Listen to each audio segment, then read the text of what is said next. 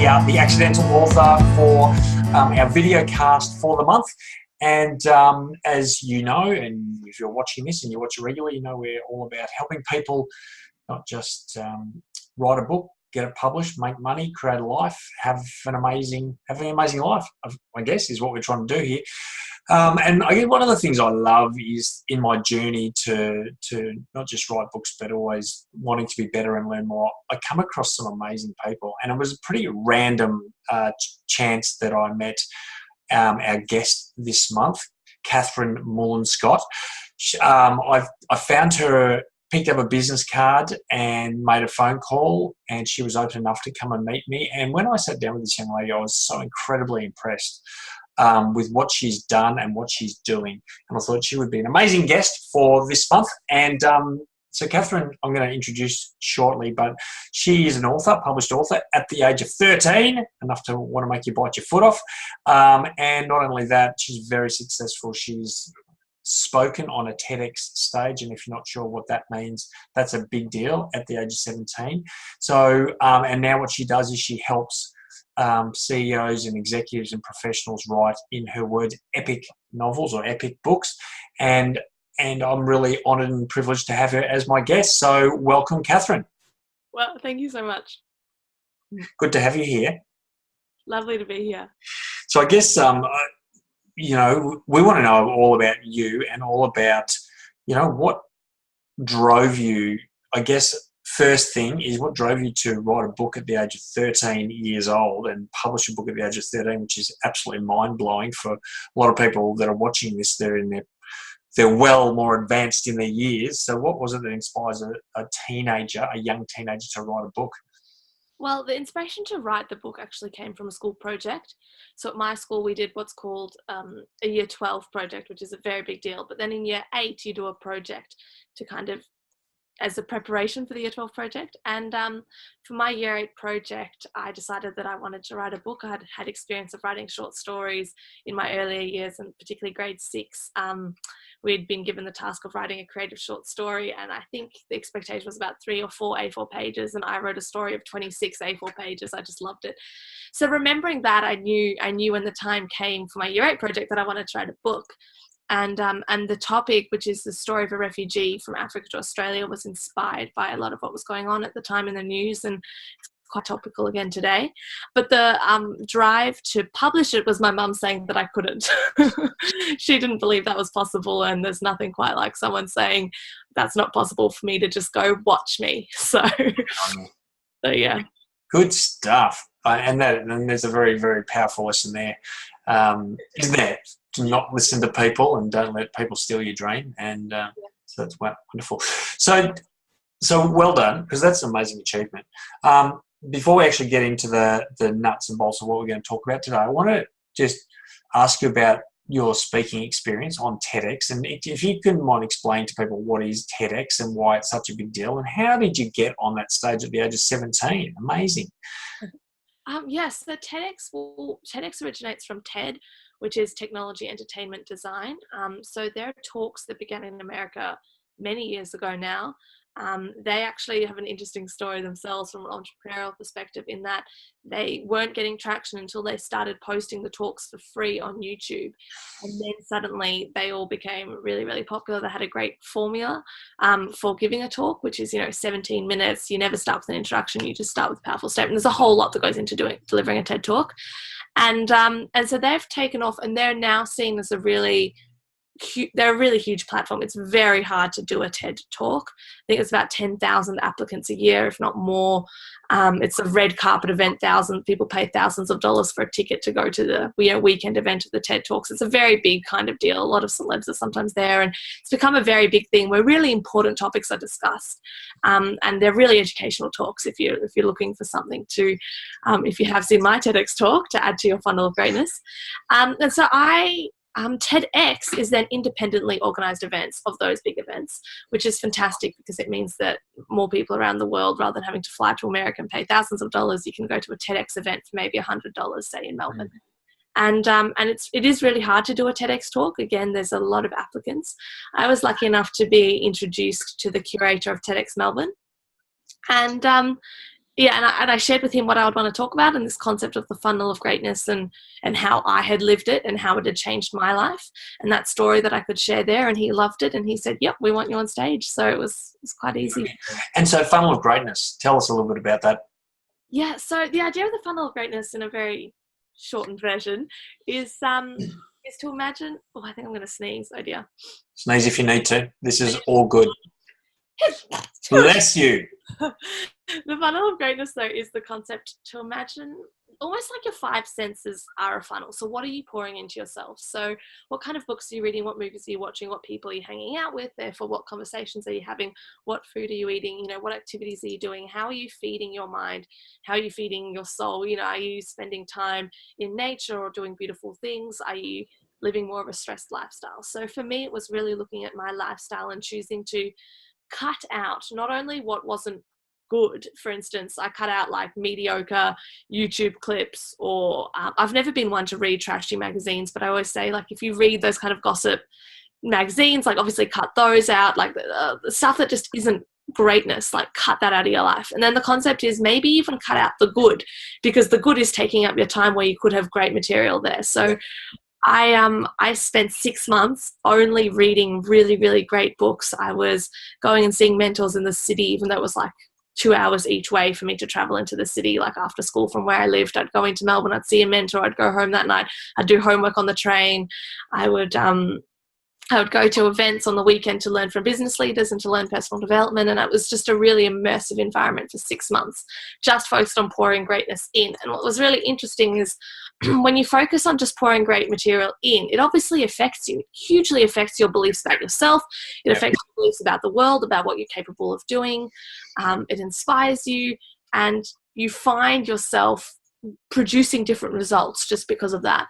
But what's beautiful is you don't focus on producing the results. Like, so much of life is focused on what we produce. And this concept is, don't worry about what you produce. That just kind of flow out of focusing on what you're just pouring in. So yeah, it's quite a cool concept. That's an amazing concept. And I mean, that's just a different way of, you know, I guess expressing, you know, one of the most important concepts on the planet is who and what you associate with is going to pretty much determine where you end up. And I certainly spend a lot of time talking about that to a lot of people, and that's how I live my life. So well done. Now, what you now do is you help people write books. Okay, so you and I are in a very similar space, but we're still have a slightly different focus, where my focus is more about how do I help people believe in themselves more, how do we create a bigger picture, how do we get a published book and then go on and make it a profitable one, where you're really focusing on helping people write an epic book, yeah?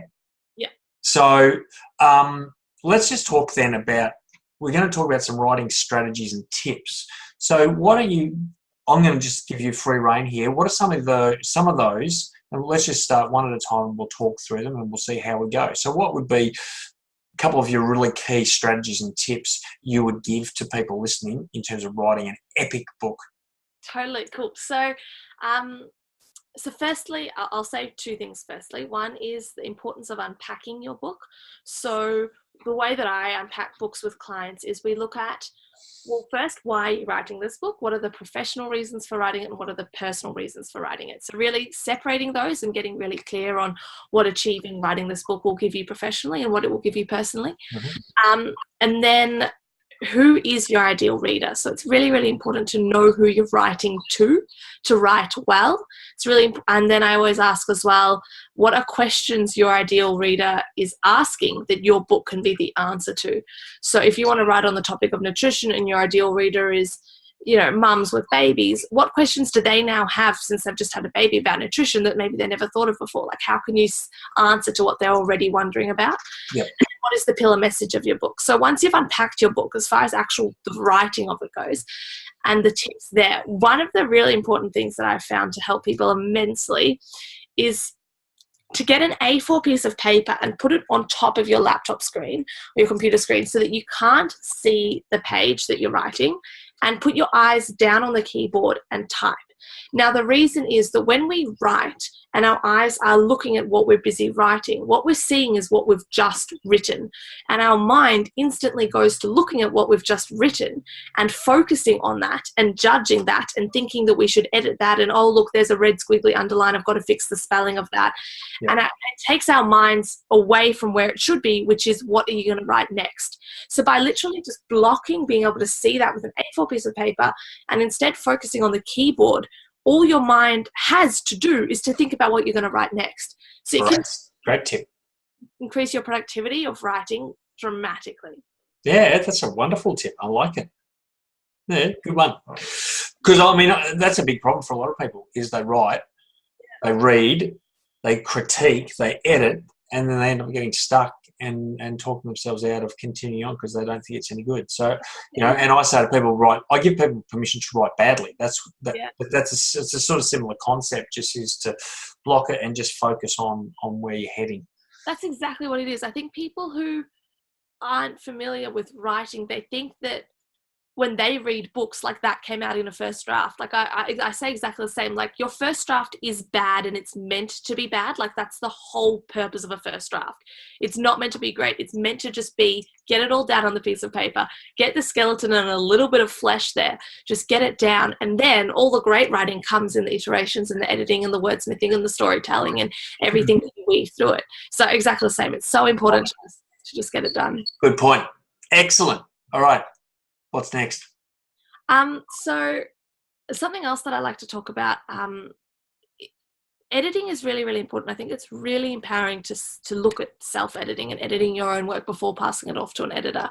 People often ask me, will sometimes come to me asking me to edit their work, and I give them some tips, and I suggest they go back and go over it a few times themselves first. And the reason is that, one, it's really important to realize that every single book on the planet has been edited and needs an editor. And I think you speak about this too, of the importance of getting an editor. Harry Potter had an editor. Everyone does. It's really important. Two, when you are editing, I think there's a few different kind of phases of focuses to have as you go through editing. So it's really helpful to first go through your first edit of your own work, thinking on a much kind of bigger picture of, is this working? Is this the right content here? Is this in the right structure? Is it engaging? Am I losing people? Is my opening too weak? Is it too strong? Like, am I kind of starting with the middle of the book? Like, how is that all fitting? And then go through and really look at, how can I say exactly what I'm saying with less words? So what's really important is when you're reading, as readers, we put in effort to move our eyes across the page. And by doing that, we absorb information and meaning into our brains. And that's the whole thing of what reading is. The more meaning that we get by the least effort we have to do with our eyes is a greater reading experience. Right. So I think that it's so important to go through your work and like really, really look at, and I can share a little story here, but really look at editing your book to say the same thing, but with the least amount of words possible. So when I wrote my latest book, which is coming out early next year, I'm so excited.